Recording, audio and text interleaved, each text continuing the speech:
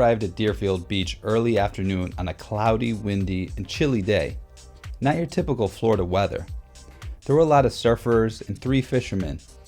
I wanted to photograph both. I asked one fisherman, Brandin Bryant, who happened to play for the New York Jets football team, if I could take his photo, and he gladly obliged.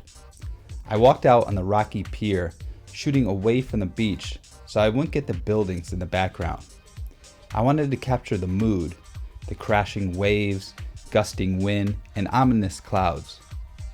Unfortunately, I would have been better shooting with a wide-angle lens because it was an environmental portrait and I didn't have much room to walk around, and it was difficult to get Brandin's fishing rod and face in the right position.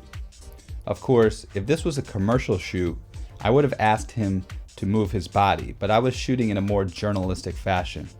In order to get his face in the photo, capture all the moody elements while eliminating the distracting buildings, I had to get on the ground and shoot up. These were the resulting images.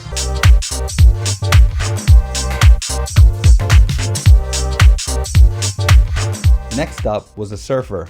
As I walked along the beach, I saw 2 surfers, a husband and wife, getting out of the water.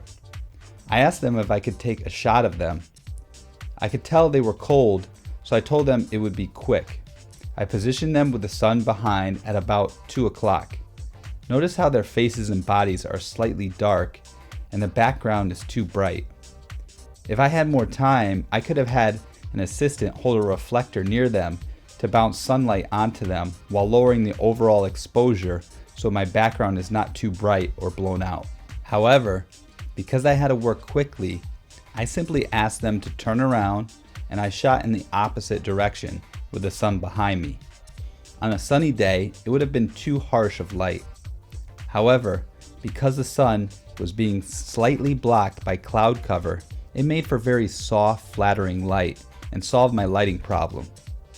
As you can see, their faces are softly lit and the dark clouds in the background help make the couple stand out even more.